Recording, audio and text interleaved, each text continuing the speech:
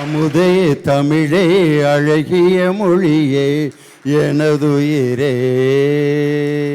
சுகம் பல தரும் தமிழ் பா, சுவையோடு கவிதைகள் தா, தமிழே நாளும் நீ பாடு. அமுதே தமிழே அழகிய மொழியே எனதுயிரே.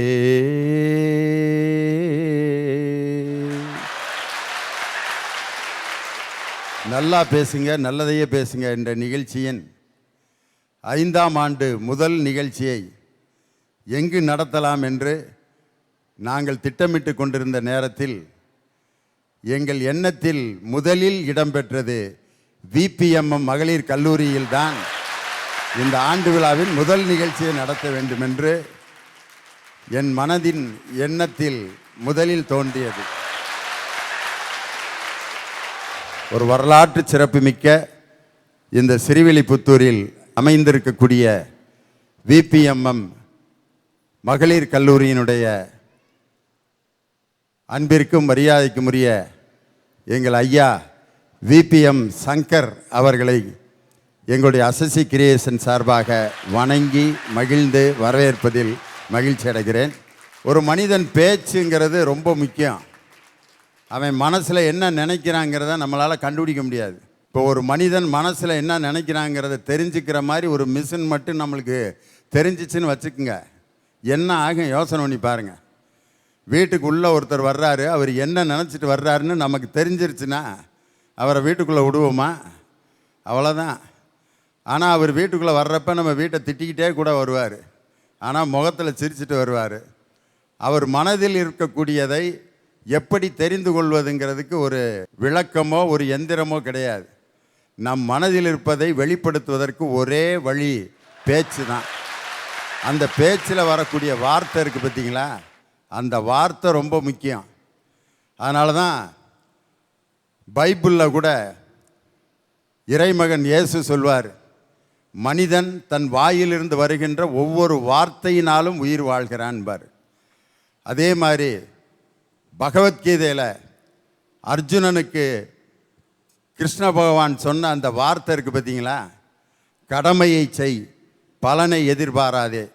உன் முன்னால் இருப்பவர்கள் உனக்கு வேண்டியவர்களாக இருந்தாலும் உன் கடமையை செய், அதில் நல்ல பலன் கிடைக்கும் அப்படின்னு கிருஷ்ண பகவான் சொன்ன அந்த உற்சாகமான வார்த்தை தான் அர்ஜுனனுக்கு அந்த வீரத்தை கொடுத்தது. அதே மாதிரி பாரதியார் ஒரு பாட்டில் வார்த்தையை பற்றியே பாடியிருப்பார்.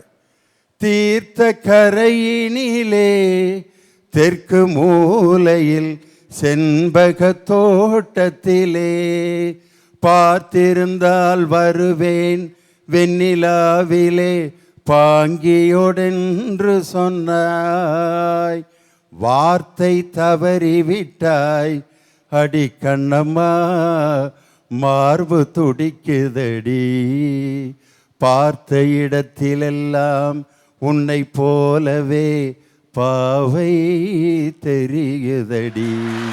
வார்த்தை தவறிவிட்டாய் கண்ணம்மா மார்பு துடிக்குதடின்னு பாரதியார் எழுதினார். அவருக்கு யார் வார்த்தையை கொடுத்து ஏமாத்தினாங்கன்னு தெரில, அவ்வளோ கஷ்டப்பட்டு அவர் வேதனையோடு எழுதியிருக்கார். அதே மாதிரி ஒரு திரைப்பட பாட்டில் கூட ஒரு வார்த்தை கேட்க ஒரு வருஷம் காத்திருந்தேன், ஒரு வார்த்தை கேட்குறதுக்கு ஒரு வருஷம் காத்திருந்திருக்கு அந்த பிள்ளை. அப்போ அந்த வார்த்தை எவ்வளோ முக்கியமான வார்த்தை பாருங்கள். அது என்ன வார்த்தைன்னு உங்களுக்கே தெரியும்.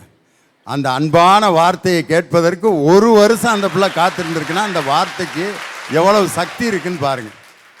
அதனால் வார்த்தை அவ்வளவு சக்தி வாய்ந்தது. அதனால் அந்த வார்த்தையை நம்ம வாய்க்கு வந்ததெல்லாம் சொல்லிட முடியாது. எல்லாருக்கிட்டையும் மனசில் ஒன்று நினைப்போம், ஆனால் அதை மனசில் இருக்கிறத பூரா சொல்லிட முடியாது. வாயில் அந்த ஒரு இடத்துல ஒரு ஃபில்ட்ரு பண்ணி வந்திருக்கவங்களுடைய எண்ணம் தெரிஞ்ச அந்த வார்த்தையை அளந்து பேசணும். உதாரணத்துக்கு கோயிலுக்கு ஒரு ஆட்டுக்குட்டியை நேர்ந்து விட்டாங்க. அந்த ஆட்டுக்குட்டி கோயில் ஆடு, எல்லாத்து வயக்காட்டிலையும் ஃபுல்லாக மேயுது, சாப்பிடுது, சந்தோஷமாக. அதுக்கு சுதந்திரம். வயலில் மேய்ஞ்சா கூட அதை யாரும் அடிக்க மாட்டாங்க. வீட்டில் கட்டியிருக்க ஒரு பசுமாடு அந்த ஆட்டை பார்த்து பொறாமப்படுது. இந்த ஆடு மாதிரி நம்மளும் சுதந்திரமாக இருந்திருக்கலாமே, நினச்சதெல்லாம் சாப்பிடுது, வயக்காட்டில் மேய்ஞ்சா கூட அதை ஒன்றும் சொல்ல மாட்டேங்கிறாங்க. நமக்கு இந்த தவிடையும் புண்ணாக்கையும் அளவு பார்த்து பிணைஞ்சி வைக்கிறாங்க. இதை சாப்பிட்டுக்கிட்டு இப்படி இருக்கமேன்ட்டு அந்த பசுமாடு அந்த ஆட்டை பார்த்து பொறாமப்பட்டுச்சு. கொஞ்ச நாள் கழித்து அந்த ஆட்டுக்கு மாலையை போட்டு கொட்டி வெட்டுறதுக்கு கூட்டி போகிறாங்க. அப்போ தான் அந்த மாடு நினச்சிச்சு, இவ்வளவு சுதந்திரமாக இந்த ஆடு இருந்தப்போ நம்ம அதை பார்த்து பொறாமப்பட்டோம். ஆனால் இப்போ பழி கொடுக்க கூட்டு போகிறாங்க. அந்த ஆடு இவ்வளவு நாள் சுதந்திரமாக இருந்தது, இப்போ மரணத்தை நோக்கி போகுது. ஆனால் நான் ஒரு கட்டுப்பாட்டுக்குள்ளே இருந்தவன், இந்த வீட்டில் சந்தோஷமாக எல்லாருக்கும் பால் கொடுத்து மகிழ்ச்சியாக இருக்கேன். ஒரு பெண் நிம்மதியாகவும் மகிழ்ச்சியாகவும் இருப்பது எந்த நிலையில்? மகளாக, மனைவியாக, தாயாக. நான் மகளா இருக்கும்போது தாங்க முழுசா சந்தோஷப்படுறேன். இப்போ பார்த்தீங்கன்னு வச்சுக்கோங்களேன், நம்ம வீட்டில் பையன் பொண்ணு 2 பேருமே இருக்கிறாங்க. ஆனால் யாருக்கு ஃபஸ்ட்டு ப்ரிஃபரன்ஸ் கிடைக்குது அப்படின்னா ஒரு மகளுக்கு தாங்க. இதில் தாங்க முதல் சந்தோஷமே அந்த மகளுக்கு ஆரம்பிக்குது. முதலாய் நான் பென்சில் பிடித்து எழுத ஆரம்பித்தேன், நீ ஓவியம் என்றாய். தாய்மொழியில் 4 எழுத்துக்கள் எழுதி உன்னிடம் காட்டினேன், புது கவிதை என்றாய். கேட்டது அனைத்தும் கிடைக்கும் வரம் காண பெற்றேன் நான் மகளாக இருக்கும்போது. ஆமாங்க, இப்போ நம்ம அப்பா கூட வெளியில் போகிறோன்னு வச்சுக்கோங்களேன், நம்ம கையை நீட்டி கேட்ட பொருள் எவ்வளோ விலையா இருந்தாலும் பரவாயில்லைங்க, நம்மளுக்கு அது உடனே கிடச்சிரும். பிள்ளையின் தேவையை அவள் விழி பார்த்தே அறிவான், உலகையே அசைத்தாலும் அசையாமல் அதை வாங்கி கொடுப்பான். அவன் தாங்க உலகத்தில் முதல் அப்பா. அங்கே தாங்க மகிழ்ச்சி உருவாகுது. நம்ம வீட்டையே எடுத்துக்கோங்களேன், ஏன் எங்கள் வீட்டையே எடுத்துக்கோங்களேன், அம்மா தான் டெய்லி சமைப்பாங்க. ஒரு நாள் ஒரு சேஞ்சுக்கு அம்மாவை விட்டுட்டு, அம்மா இன்னைக்கு நீங்கள் சமைக்க வேணாம், நானே போய் சமைச்சிக்கிறேம்மா, என் சமையலை நீங்கள் ஒரு தடவை சாப்பாட்டு பாருங்கம்மா அப்படின்னு நம்ம சொல்கிறோன்னு வச்சுக்கோங்க. நம்ம அம்மா அப்போ ரொம்ப சந்தோஷப்படுவாங்கங்க. சரிம்மா, என் பொண்ணு முதல்ல கேட்குற, நீ போய் சமைமா அப்படின்னு சொல்லிடுவாங்கங்க. நம்ம கிச்சனுக்குள்ளே போவோம், கிச்சனில் என்ன இருக்குதுன்னு கூட நம்மளுக்கு தெரியாதுங்க. சரி, நம்ம தெரிஞ்சதை வச்சு ஏதாவது ஒன்று சமைப்போம் அப்படின்னு சொல்லிட்டு சமைக்க ஆரம்பிப்போங்க. உப்பு போட்டிருக்க மாட்டோம், புளி போட்டிருக்க மாட்டோம், ஒன்றுமே போட்டிருக்க மாட்டோங்க. இருந்தாலும் பரவாயில்லன்னு சொல்லிட்டு அம்மா கிட்ட போய் கொடுப்போம். அம்மா என்ன தெரியுமா சொல்லுவாங்க, ரொம்ப சூப்பராக இருக்குதுமா, இந்த மாதிரி ஒரு சாப்பாட்டை நான் என் வாழ்நாளில் சாப்பிட்டதே இல்லைம்மா அப்படிதாங்க சொல்லுவாங்க. நம்ம கிட்ட மட்டும் சொன்னா பரவாயில்லைங்க, பக்கத்து வீடு எதிர்த்த வீடு ஃபோன் பண்ணிலாம் வேற சொல்லுவாங்க, என் பொண்ணு இன்னைக்கு சமைச்சு தந்தாங்கிறத. அம்மா கங்கா, என் மக ஒரு தடவை தீபாவளிக்கு அதிர்சம் சுட்டு கொடுத்துச்சு. ஏதோ ஒரு புஸ்தகத்தை பார்த்து படித்து மாவை ஊற போட்டு சுட்டு கொடுத்துச்சு. அருவாளில் வெட்டித்தான் சாப்பிட வேண்டியிருந்துச்சு. ஆனால் அருவாமனையில் அறுத்து தான் சாப்பிட்டேன். ஆனால் அந்த சாப்பிடும் பொழுது இருந்த அந்த சுவை இருக்குது பார்த்தீங்களா, என் மகளின் பாசத்தோடு கலந்த அந்த அதிர்சம் இன்னைக்கு ஒரு 5 ஸ்டார் ஹோட்டலில் ஒரு 5000 ரூபா கொடுத்து நான் சாப்பிட்டா கூட அந்த டேஸ்ட் எனக்கு இது வரைக்கும் கிடைக்கல. என் மக அப்பாவை நினச்சி சுட்ட அதிர்சம். அதனால் எனக்கு அந்த அனுபவம் இருக்குது. ஐயாவே சொல்லிட்டாங்க, தன்னோட பொண்ணு தான் ஐயாவை சந்தோஷமா பார்த்துக்கிறா, ஐயாவும் அவங்க பொண்ணை சந்தோஷமா பார்த்துக்கிறாங்கன்னு. இதை விட வேற என்னங்க உலகத்தில் நம்மளுக்கு சந்தோஷம் வேணும்? சரி, இதே இது அந்த பொண்ணு கல்யாணமாகி ஒரு புகுந்த வீட்டுக்கு போகிறான்னு வச்சுக்கோங்களேன். அந்த பொண்ணு போய் சமைக்க போகிறாங்க. சமையல் என்னமோ நல்லா தான் பண்ணுவா, ஏன்னா அதுதான் அவளோட புகுந்த வீடாச்சே. சரின்னு சொல்லிட்டு சமைச்சு முடிச்சுட்டு சாப்பாடெல்லாம் எடுத்துகிட்டு வெளியில் வைக்கிறா. தன்னோட ஹஸ்பண்ட் சாப்பிட போகிறாரு. கொஞ்சம் போல் உப்பு கம்மியாக தாங்க போட்டிருப்பா. அதுக்கு என்ன தெரியுமா அங்கே நடக்கும்? ஒரு 2ஆம் உலகப் போரே அங்கே நடக்குங்க. தட்டெல்லாம் சும்மா வானத்தில் பறக்கும். அப்போ அவரோட கணவரோட வாயிலிருந்து ஒரு வார்த்தை வரும், என்னடியே சமையல் கற்றுட்டு வந்திருக்கிற, உங்கள் அம்மா வீட்டில் இதை தான் உனக்கு சொல்லி கொடுத்தாளா? முதல்ல போய் சமையலை கற்றுட்டு வா, அதுக்கப்புறம் நம்ம வாழ்கிறத பற்றிலாம் பார்த்துக்கலாம் அப்படின்னு சொல்லிட்டு டிவோர்ஸ் தான். அன்னைக்கே டிவோர்ஸ் தாங்க. ஒரு சமையலுக்கு நம்ம பொண்ணுங்க எவ்வளோ கஷ்டப்படுறாங்க, புகுந்த வீட்டில் போய் பிறந்த வீட்டில் எவ்வளோ சந்தோஷமாக இருக்கிறாங்கன்னு தெரிஞ்சுக்கோங்க. சரி, இதெல்லாம் விடுங்க. நம்ம பிள்ளைங்கன்னு வச்சுக்கோங்களேன், இப்போ அவங்களுக்கு சமைச்சு போடுறோம். அந்த பிள்ளைங்க ஒரு 2-3 வருஷம் வரைக்கும் நம்ம சொன்னதெல்லாம் கேட்குங்க. அதுக்கு கொஞ்சம் வாய் பேச ஆரம்பிச்சுட்டா போதும், ஏம்மா நாய்க்கு போடுற சாப்பாட்டெல்லாம் எனக்கு போடுற அப்படின்னு சொல்லிட்டு அதுவும் கிண்டல் பண்ண ஆரம்பிச்சிருங்க. அந்த பொண்ணு புகுந்த வீட்டுக்கு போனதுக்கு அப்புறம் ஒரு சந்தோஷத்தை கூட அனுபவிக்கலங்க. பிறந்த வீட்டுல மகளா இருக்கும் போது மட்டும்தான் ஒவ்வொரு சந்தோஷத்தையும் அனுபவிக்கிறா. பெண்ணானவள் ஒவ்வொரு தருணத்தையும் மகிழ்ச்சியாக அனுபவிப்பது அவ மனைவி என்கிற ஸ்தானத்தில் மட்டுமே. நான் என்னோட வாழ்க்கையில மிஸ் பண்ற ஒவ்வொரு விஷயத்தையும் நான் என் ஹஸ்பண்ட் இருந்து எதிர்பார்க்கங்க. எனக்கு விவரம் தெரிஞ்ச வயசுல இருந்து எங்க அப்பா எனக்கு முத்தம் கொடுத்தது கிடையாது. நான் கலக்கத்துல இருக்கும்போது எனக்கு கட்டி பிடிச்சது கிடையாது. தோல் மேல கை போட்டது கிடையாதுங்க. ஸோ எனக்கு வரப்போற ஹஸ்பண்ட் எப்படி இருக்கணும் அப்படின்னா, பொட்டு வைக்க, தலைக்கு சாம்பிராணி போட, ஊஞ்சல் ஆட்டி விட, செம்மையா விசில் அடிக்க கத்து கொடுக்க. அதாவது ஊஞ்சல்ல உட்கார வச்சு பச்சை மலை பூவு நீ உச்சி மலை தேனு குற்றங்குறையேது நீ நந்தவனத்தேரு அழகே பொண்ணுமணி சிரிச்சா வெள்ளிமணி கிளியே கண்ணூரங்கு தூரி தூரி பச்சை மலை பூவு. அப்படி ஒரு ஆளை எதிர்பார்க்குற. ஆஹா, அன்பான முத்தத்திற்கு நான் கலக்கத்தில் இருக்கும்போது என்னை கட்டி பிடிக்க, சின்ன பிள்ளை மாதிரி என்னை தூக்கி வச்சுக்கிட. ஸோ அந்த ஒவ்வொரு விஷயத்துக்கும் என் ஹஸ்பண்ட் எனக்கு தேவை. கண்டிப்பாக கிடப்பாங்கம்மா. ஏன்னா உன்னை ஈஸியாக தூக்கி இடுப்பில் வச்சுக்கலாம். அப்படிதான் இருக்க. ஒரு பெண்ணுக்கு கணவன் வந்து டாக்டரா இன்ஜினியரா இருக்கிறதுல பெருமை இருக்கலாம். ஆனா தன்னை ரசிக்கக்கூடிய கணவன் கிடைக்கிறதுல தான் மகிழ்ச்சியும் சந்தோஷமும் இருக்கு. என்னோட கற்பனையில என்னோட ஹஸ்பண்ட் எப்படி இருக்காரு தெரியுமா? கள்ள கூட ஓவியமா பாப்பாரு, என்னோட கருப்பு நிறத்தை கூட வைர நிறமா பாப்பாரு. எங்களுக்கு கல்யாணம் ஆயிருச்சு. ஏதோ ஒரு ஃபங்க்ஷனுக்கு போறோம். அவர் தான் அங்க சீஃப் கெஸ்ட். வாமா என் கூட வந்து உட்காருமான்னாரு. இல்லங்க நான் கீழே போய் உட்காந்துக்கிடுதே அப்படின்னு சொன்னேன். என் ஹஸ்பண்ட் என்ன கூட அழகு, அது கீழே உட்காந்துருக்கவங்க அதுக்கு மேல அழகு. என் ஹஸ்பண்டை பத்தி குசு குசு குசு குசுன்னு பேசணும்னு மனசுக்கு கோவம் பொத்துக்கிட்டு வந்துருச்சு. அங்க இருந்து என் ஹஸ்பண்ட் அவருக்கு எல்லாரும் இம்பார்ட்டன்ஸ் கொடுக்கும்போது, அவரோட முக்கியத்துவத்தை எதிர்பார்க்கும் போது அங்க இருந்து ஸ்டேஜ்ல இருந்து என்ன பாக்காரு என் பொண்டாட்டி எங்கன்னு. நான் அங்க உட்காந்துக்கிட்டு இருக்கேன்.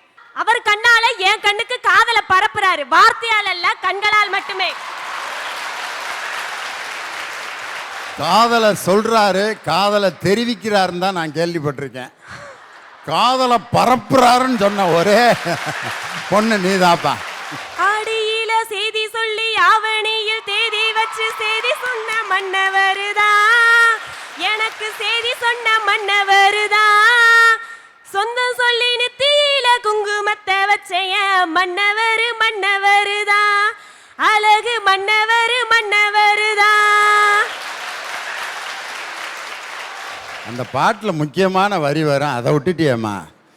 பூவு கூட நாறு போல, பூமி கூட நீர் போல, மாமெங்கூட சேர்ந்திருப்பேன், மதுரை வீரன் பொம்மி போல, சேலையோட நூலு போல சேர்ந்து வந்த சொந்தந்தான், திருமாலும் சொக்கரும் இங்கே சேர்த்து வைத்த பந்தந்தான், மாமாவே நீ வேணும், ஏழு ஏழு ஜென்மந்தான், ஆடியில செய்தி சொல்லி ஆவணியில் தேதி வச்சு செய்தி சொன்ன மன்னவருதான், சொந்தம் சொல்லி தீயில குங்குமத்தை மச்சையன் மன்னவரு மன்னவருதான், அழகு மன்னவரு மன்னவருதான். ஐயா, ஒரு பெண் நிம்மதியாகவும் மகிழ்ச்சியாகவும் இருப்பது அவள் தாய் என்ற ஒரு ஸ்தானத்தில் இருக்கும்போது மட்டுமே. எப்படி தெரியுங்களா? ஒரு பெண் கருவுற்ற அடுத்த நொடியில் இருந்து புருஷங்கிட்டையோ, அம்மா அப்பா சித்தி சித்தப்பா மாமா மச்சான் பெரியம்மா பெரியப்பா எல்லார்கிட்டையும் நான் கருவுற்ற விஷயத்தை சொல்லி அவ்வளோ சந்தோஷப்படுவாயா? ஐயா, ஒரு பெண் தாய்மை அடையிறது அவளுக்கு ஒரு பெரிய சந்தோஷம். இன்னொன்று என்ன தெரியுங்களா? அந்த குழந்தைய 10 மாசம் அவ சுமந்து பெக்கணும்யா. 10 மாசம். அந்த 10 மாசமும் அவ ராப்பகலா தூங்காம இந்த பக்கம் பிறந்தா வலிக்குமோ அந்த பக்கம் பிறந்தா வலிக்குமோன்னு விடிய விடிய தூங்காம கண் விழிச்ச ஒரே சூரியன் அம்மா மட்டும்தாங்கய்யா. 10 மாசம் கழிச்சு 10வது நாள் ஒரு நாள் பிரசவ வலி வரும். அந்த பிரசவ வலி எதுக்கு சமம் தெரியுமா? ஐயா, நம்ம உடம்புல சாதாரணமா தாங்கக்கூடிய சக்தியின் அளவு எவ்வளோன்னு தெரியுங்களா? உங்களுக்கு யாருக்கா தெரியுமா? ஐயா, சாதாரணமா அதிகபட்சமா தாங்கக்கூடிய வலியே 45 டெல் தான். இந்த பிரசவ வலியின் போது ஒரு பெண் அனுபவிக்கக்கூடிய வலியின் அளவு எவ்வளவு தெரியுமா? 57 டெல். கிட்டத்தட்ட 20 எலும்புகள் ஒரே நேரத்தில் ஒன்றாக முறியும் போது ஏற்படக்கூடிய வலி ஐயா. இத்தனை வேதனையும் தாங்கிட்டு ஒரு குழந்தைய பெத்தெடுக்கிறான். துன்பத்திலும் ஒரு இன்பம், வேதனையிலும் ஒரு சுகம். ஐயா அவன் மறுபிறவி எடுக்கிறேன்னு கூட தெரியாது. பெத்த உடனே அந்த சமுதாயத்தை பார்த்து என் குழந்தைய நான் நல்லபடியா பெத்து எடுத்துட்டேன்னு சொல்லி உச்சி நுகர்வாயா. அப்ப இருக்கு அந்த தாயோட சந்தோஷம். அதனாலதான் சொல்றேன், ஒரு தாயானவள் தாயா இருக்கும்போது மட்டும்தாங்க ஐயா அவ சந்தோஷமா இருக்கான். பாராட்டி சீராட்டி அந்த குழந்தைய அவ்வளோ அழகா வளர்ப்பாயா. அந்த குழந்தை தவக்கும் போதும் தானும் கூட தவந்து ஓடி பிடிச்சி விளையாடுவாங்க ஐயா. அந்த குழந்தை கூட அவ்வளோ சந்தோஷமா இருப்பான் அந்த தாய் அப்படிங்கிற ஸ்தானத்துல இருக்கும்போது. அந்த குழந்தைக்கு நைட்டு நிலாச்சோறு ஊட்டுறது என்ன, பால் சோறு ஊட்டுறது என்ன. ஐயா நைட்டு அழகா தூங்க வைப்பா தன் குழந்தைய. எப்படி தெரியுங்களா? ஆராரோ ஆரிரரோ அம்புலிக்கு நீரிவரோ, தாயான தாயிவரோ தங்கரத தேரிவரோ, மூச்சு பட்டா நோகுமன்னு மூச்சடக்கி முத்தமிட்டேன், நிழலு பட்டா நோகுமன்னு நிலவடங்க முத்தமிட்டேன், தூங்காம நீ வீழக்கே தூங்காம தூங்கு கண்ணே, ஆசைகள் வீழக்கே அசையாம தூங்கு கண்ணே, ஆராரோ ஆரிரரோ அம்புலிக்கு நீரிவரோ. எவ்வளோ அழகா பாடி தூங்க வைக்கிறா தெரியுங்களா அந்த குழந்தைய. அந்த குழந்தை ஒரு குழந்தை பருவம் முடிச்சு பள்ளி பருவத்துக்குள்ள என்ட்ரன்ஸ் ஆகும் போதியாம் தன் குழந்தைக்கு காலையில அறக்க பறக்க எந்திரிச்சு தன் குழந்தைக்கு இது பிடிக்குமா அது பிடிக்குமான்னு பார்த்து பார்த்து ஆரோக்கியமாகவும் இருக்கணும், ருசியாகவும் இருக்கணும், தன் குழந்தைக்கும் அது பிடிச்சிருக்கணும்னு அந்த குழம்புல உப்பு பாப்பா பாரியா. அதுவே அந்த தாய்க்கு ஒரு சந்தோஷங்கய்யா. எவ்வளோ பெரிய சந்தோஷம் தெரியுமா இது. அவ பிரியும் போது அழுவா எப்படி தெரியுங்களா? 2 என்னை விட்டு தூரம் போனால் தவிக்கிறேன், மீண்டும் வந்து அள்ளி அணைத்து கருவில் வைக்க நினைக்கிறேன். ஐயா எவ்வளோ ஒரு அழகான வரிகள்னு பார்த்தீங்களா ஐயா. அந்த குழந்தை ஸ்கூல் முடிஞ்சு வரும், தன் தாய் ஓடி போய் கட்டி பிடிச்சி உச்சியிலேருந்து உள்ளங்கால் வரைக்கும் முத்தமலையா கொஞ்சுவாயாம். முத்தமலையா கொஞ்சிட்டு அதுக்கப்புறம் எங்கே போவா தெரியுமா? லஞ்சு பாக்ஸுக்கு. ஏன் சொல்லுங்க, இத்தனை நாள் என் பிள்ளைக்கு நான் ஊட்டி விட்டுட்டேன், இன்னைக்கு யார் ஊட்டி விடுவான்னு தெரியலையே, என் பிள்ளை சாப்பிடலையான்னு தெரியலையேன்னு அவ்வளோ ஆனந்தமா அந்த டிஃபன் பாக்ஸ் காலியா இருக்குங்கய்யா. அப்ப சந்தோஷப்படுவாயா. அதுதாங்க ஐயா ஒரு தாய்க்கு உண்மையான சந்தோஷம்.